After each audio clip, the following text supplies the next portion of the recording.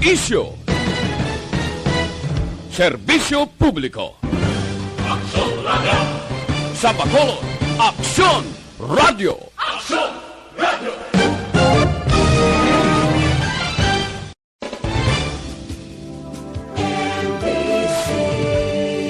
Manila Broadcasting Company. Sa balita, komentaryo, isyu, serbisyo publiko. Aksyon Radio! Sa Bacolod, Aksyon Radio. Aksyon Radio!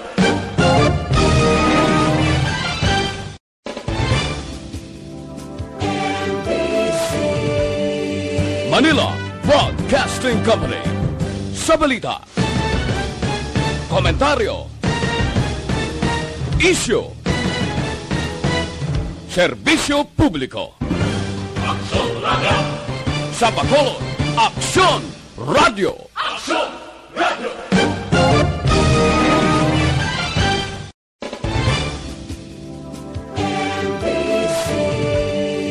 Manila Broadcasting Company. Sa balita, komentaryo, isyu, serbisyo publiko. Aksyon Radio! Sa Bacolod, Aksyon Radio. Aksyon Radio!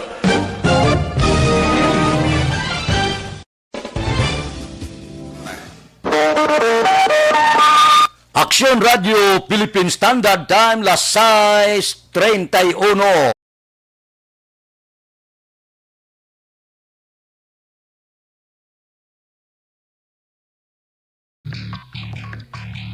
Actual Reports, second portion. Di kalidad, kag madalong nga mga analisis sa pinakainit na balita sa bilog na probensya kag nasyon. Actual Reports, second portion. Patas kag balanse nga komentaryo sa mga issues kag mga balita nga nagaapekto sa mga pumuluyo sa adlaw-adlaw nga tanan. Action Reports, second portion. Upod sa veterano kag respetado nga komentarista, Aksyon Fred Salanga. Karon nga adlaw, Sabado, pitsa 25 na bulan sang Setyembre, tuig 2021.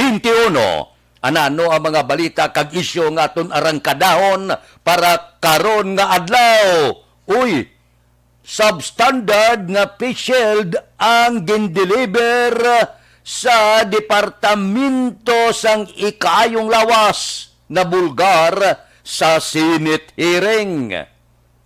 Presidente Duterte kuno gamiton ang militar agud masiguro nga mataway ang eleksyon sa tuig 2022. Hindi naman pwede gamiton ang militar kay manti ara mas lagyapon sa poder, ikaw ya maghagagdaya sang ulo arangkada nga medyo sabutahion mo. Disgrasya ka. Nami nga balita, ang Energy Regulatory Commission silinya sa Philippine Electricity Market Corporation hoy untata ang hagad patong sa balayran sang mga konsumidor. Ini nga mga balita kag isyu idulong sa aton sang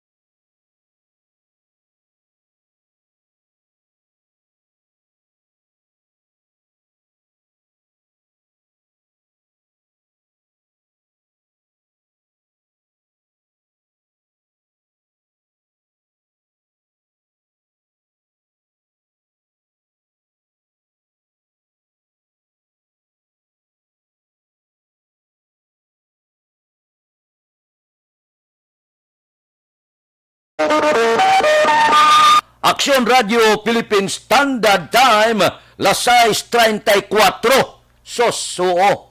Ano ining natabo sa Senate Committee kahapon?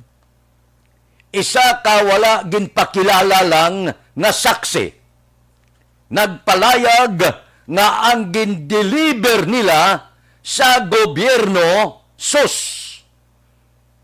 hindi na maintindihan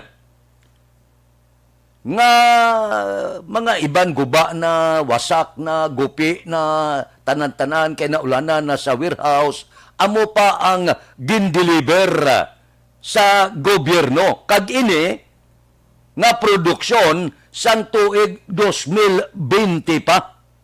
Siling sang witness, siling niya ginsugo kami nga islan ang certificate kag updated nga pizza. Daho, intulin ni nga tutuod ni.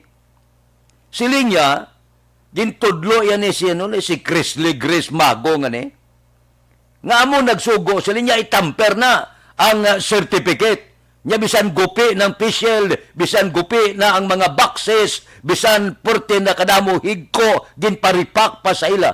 Bisan niya nga, ang iba niya do, hindi na maintindihan ang kolor, bisan basa na kay nabasa sa warehouse, nya sige lang, putsan nyo lang. Sige lang, ipak nyo lang pagkatapos nga inyo ini mapakiti, butangin ninyo sa ngalan Philippine Government Property.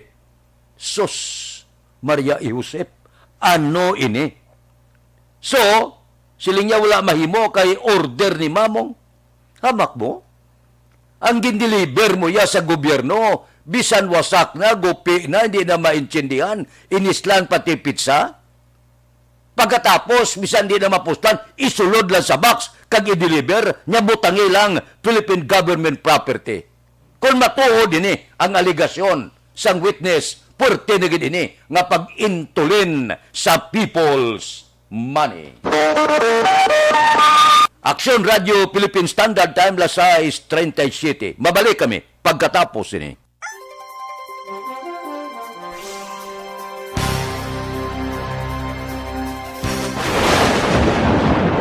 Ang elementary nga evacuation center na concern din baha man. Uy. Dati tinagaman apat kumansaka ang tubig. Actually, ko po Yung medyo mataas na ang tubig, so ulat natin nga pasiwala nga nag-traffic to or nag-transit dito sa sulod. Ang continuous rain ang nag-subject sa factor sa pag-saka sa sining tubig sa subong.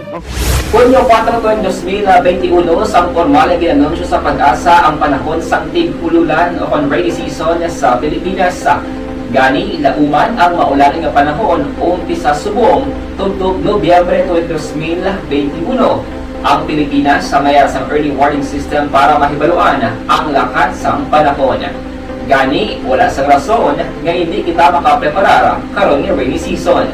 Yari ang pila ka mga action tips nga dapat mo may baluan karon nga panahon sang tig-ululan. Kung nagapuyo sa lugar nga masami ginabaha, mag-monitor sa balita para sa anunsyo sang Pag-asa sa lakas sang panahon. Isa sa pinakapos nga pamaagi para malikawan nga magsulod ang baha sa balay, among paggamit sang sandbag. Ang sandbag ang isa ka sako nga may unod nga balas nga pwede ibutang sa pertahan upon ginaagyan sang tubig para temporaryo nga makontrol ang pagsulod sang tubig sa inyong nga balay. Antes naman ng rainy season, dapat nakapreparar ka na sang pagkaon, flashlight, pito, kandila, hygiene kit, power bank, transistor radio, importante nga mga dokumento, kag iban pa nga kinahanglanon. Ini ang dapat isulod sa go bag nga dapat ibutang sa isa ka lugar nga mapus kuhaon sa tion nga kinahanglan nga mag-evacuate. Sa tion sa pagbaha, dapat butangan sang tape ang saksakan sang mga outlet kag ibutang sa mataas nga mga lugar ang appliances. Kunyara sa evacuation center, dapat man nga ipatuman ang minimum health protocol, face mask, face shield kag social distancing batok sa COVID-19. Sa panahon sa tig-ululan, dapat man proteksyonan ang ikaayong lawas batok sa pila ka mga masakit, kang isang dengue, leptospirosis, cholera, typhoid fever, hepatitis A, influenza, kag iban pa. Nagpanugyan man ang DOH kay pabili ng proper hygiene kay pag-inom sang limpyo nga tubig, lutuon sang gusto ang pagkaon para malikawan ang contamination. Maghugas sang kamot antes kag pagkatapos ang kaon, kag matapos nga mag-usar sang banyo. Likawan man ang paglangoy o kon pagtubog sa baha. Kini sa Action Dale Salazar para sa Action Tips nga nagapahanundong nga maghalong sa tanan nga tion. Ang elementary nga evacuation center na concerned din baha man. Uy. Kaya Kaya pinagaman-amat kumansaka ang tubig. Actually, ikaw po siguro. Medyo mataas na ang tubig. So, ulat natin nga pasiwala na ng traffic to or ng traffic dito sa sulod. Ang continuous rain ang nag-subject sa factor sa pagsaka ng sining tubig sa subong. Hunyo 4, 2021, sang formal ay ginanunsyo sa Pag-asa ang panahon sang tig-ululan o kon rainy season sa Pilipinas. Gani, lauman ang maulaling nga panahon umpisa subong tuntog Nobyembre 2021. Ang Pilipinas sa mayroon sang early warning system para mahibaluan ang lakat sang panahon. Gani, wala sang rason nga hindi kita makapreparar karon ni rainy season. Yari ang ilang mga action tips nga dapat mo may baluan karon nga panahon sang tig-ululan. Kung nagapuyo sa lugar nga masabi ginabaha, mag-monitor sa balita para sa anunsyo sang Pag-asa sa lakat sang panahon.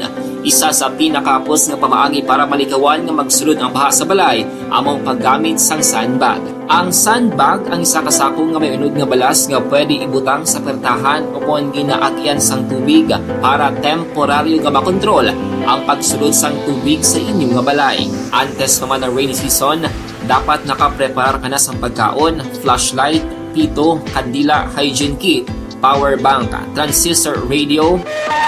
Aksyon Radio Philippine Standard Time, las 6:41. Ang masunod nga isyu idulong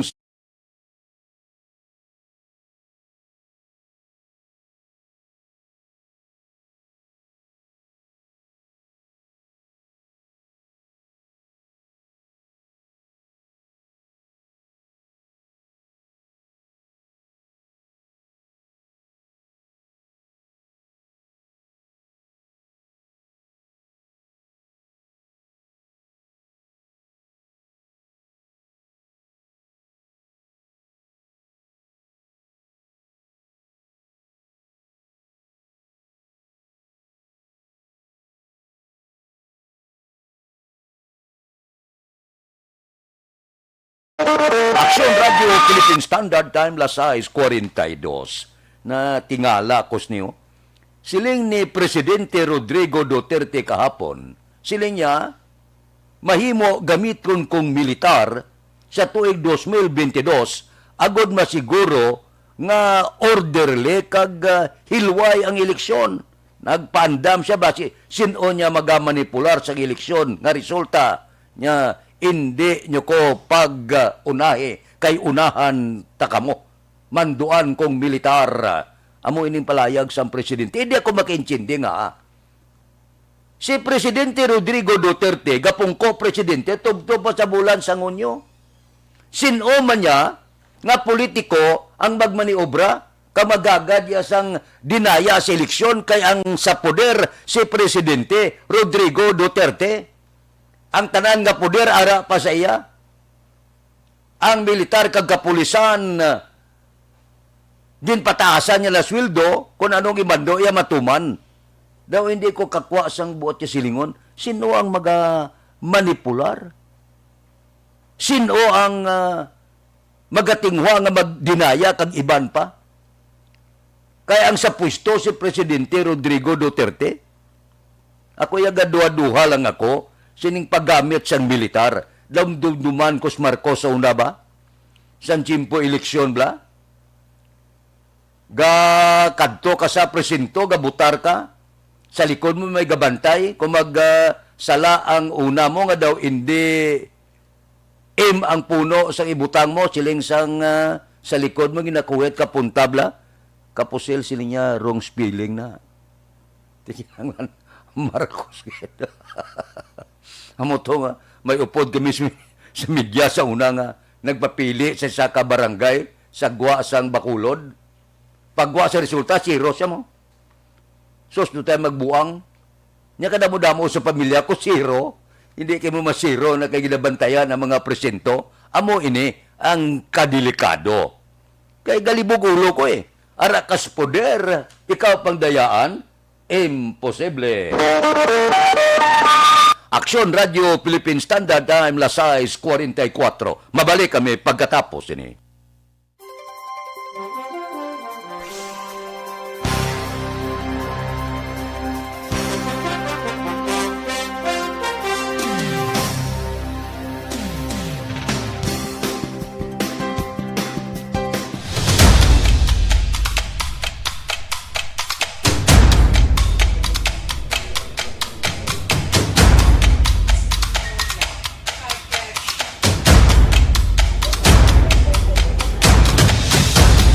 Isa kadako nga pagpanghangkat sa kabuhi sang kada persona ang ipabilin ang iya panindugan sa kabuhi.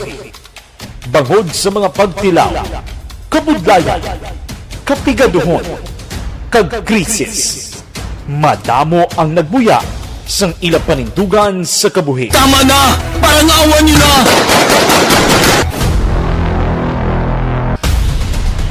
Apang ang DYEZ Aksyon Radio Bacolod sa sulod na sang 52 katuig padayon nga komitido sa panindugan nga mag-alagad.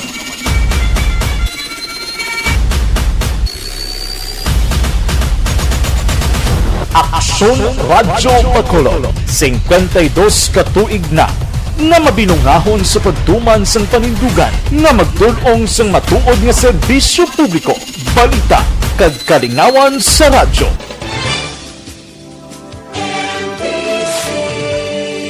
Manila Broadcasting Company.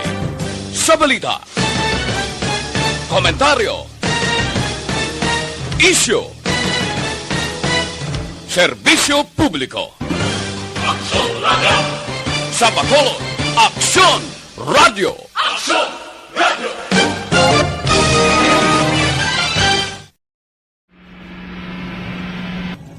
Sa aton mga tagpalamati, liwat naman kami magadulong sa inyo sa mga Sa sulod sang 5 kadekada, humalin sa tuig nga naangkon sang pungsod ang hirwayan gikan sa kamot sa mga mapigos nga nasyon.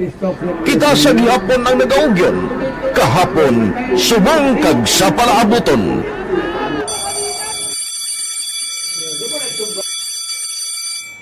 ang Aksyon Radio. So nati lain-lain ang alam. Samtang nagalain-lain ang manager sa Manila Broadcasting Company, may araman niya lain-lain sila nga nagangalan. May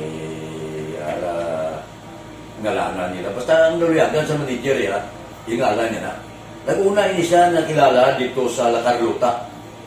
Pagkatapos, yung sa ilo dito sa Bacolod, amo na nagtulukaw na ang nagkalain-lain ng mga manager, Boy Robles, ara si Connie po, naging manager, sila ni Anggayo, si Johnny Bere, si JJ Ocampo, kag subong si Miss Nuna Di Maala Magbanwa. Ang sadto magamay nga community radio station ang ginpasira matapos nagpanindugan nga ipalapnag ang kamatuoran kag buligan nga mauntat ang pagpamigos sa katawhan.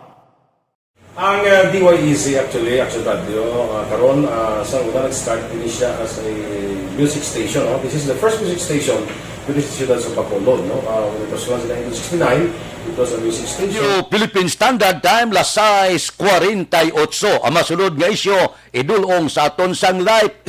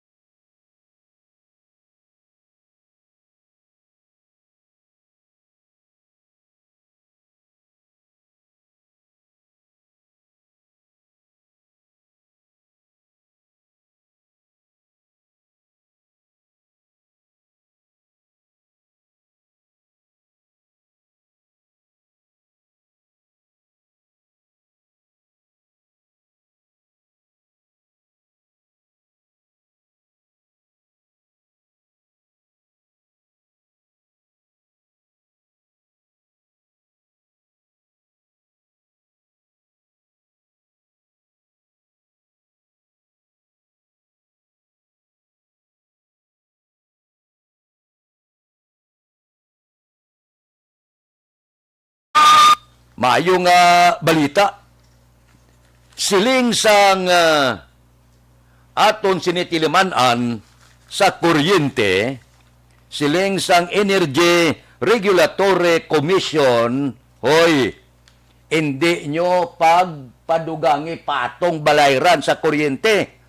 Ang iya sinimando sa Philippine Electricity Market korporasyon niya untatin na ang pagpatong sa balayran sang mga konsumidor. Kadumdum kamo nga si Mayor Bing sa Bacolod nagreklamo na nga 40 kataas ang balayran nga ginapatong sang Sineco kag 7 ka mga mamalida sa Negros Occidental, 3 sa Iloilo, nagapanawagan na gani sang congressional inquiry sa pagpasaka sang balaran sa kuryente sa nagkalain-lain nga mga electric nga kooperatiba sa bilog nga Western Visayas.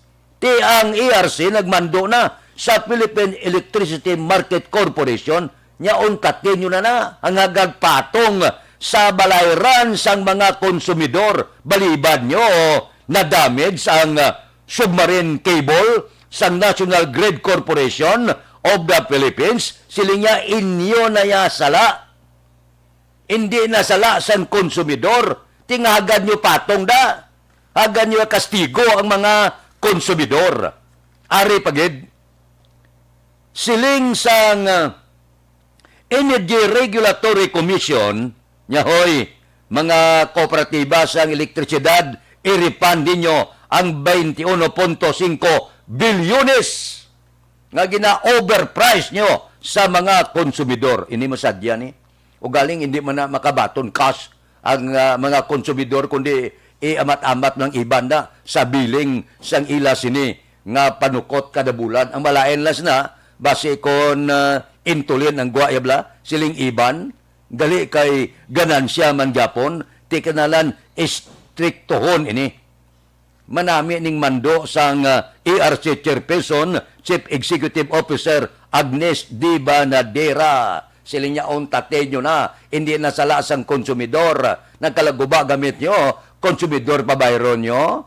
Amo man ang nagakatabo sa Sineco kag iban diri nga kooperatiba, kinawat ang ilang mga kabli kag iban pa ang kinawatan, ang kabilugan, ipatong sa konsumidor. Wala nyo ginamatayan ang gamit nyo, pagkatapos kawaton, kaming sukton, akalain. Aksyon Radio Philippine Standard Time, las 6:52, mabalik kami pagkatapos ini.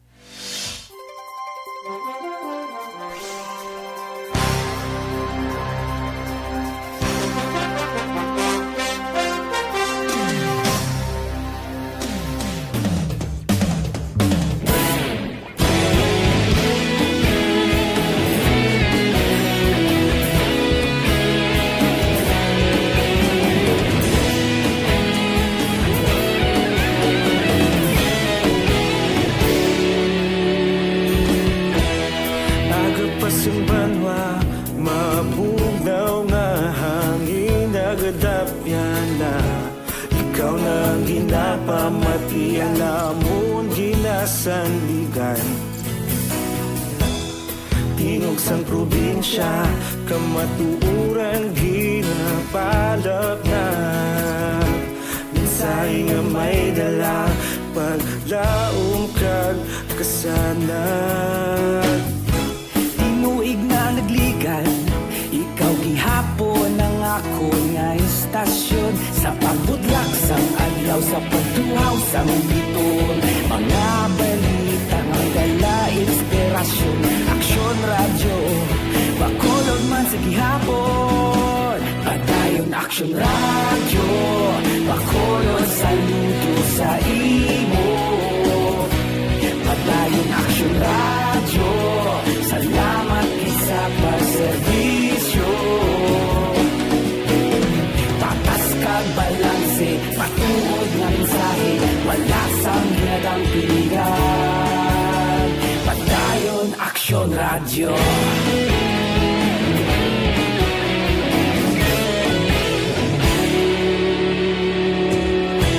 Pagkulong kag Negros Sanon Inyong pamatian Stasyon nga nagapalaplag sang kamaturan Mabakod nga prinsipyo Reporter handa sa serbisyo Kahapon, karon kag sa gihapon Kita magapadayon Tinuig na ang ako nga istasyon sa pagbutlak sang adlaw sa pagtuhaw sa bituon. Mga balita na may dala inspirasyon, aksyon radyo, Bacolod man sa gihapon. Madayon aksyon radyo, Bacolod saludo sa imo. Padayon aksyon radyo, salamat sa pagserbisyo. Aksyon Radio Philippine Standard Time, lasay 56. Apid ko lang makadali, importante ini. Ini bilang isyu sang medical oxygen nga ni. Ang report daw may posibilidad nga i-hoard naman. Ang punto ko, subong may pandemic kita, ang tanan-tanan nagaantos sa kakulangon sang oxygen, hindi na naton ina pagilabdan pa. Mga pila ka mga bintauso, hindi tanan ha, nga mga negosyante, daw bugas bala. Kung magmahal taguon, para nga magmahal pagid. Ti oxygen, gamat-amat, gakadula ang supply, kag ginatago. Kag pagwaon, kag ibaligya sa mahal. Wala makamumahadlok. Basi ang gaba, ti man kag mirisi, magbalik sa lawas ninyo. Kinanglanon ina sa mga pasyente. Bukuton nyo ya para makaginansya. Purte, no? Ay, ho, luwas abi sa Mayo. Ang pila naton ka mga negosyante, purte ka bintahuso. Wala ko gasiling tanan, ha? Pero, klaro, nga may pila nga mga bintahuso. Aksyon Radio Philippine Standard Time, lasay 57, standby na. Sa aton Aksyon Balita, Morning Edition, upod kita. Kay Aksyon Boy Duran, kag Aksyon Eden Aboso. Aksyon Fred Salanga, una sa balita, una sa aksyon, sa Bacolod, Aksyon Radio. Aksyon Radio!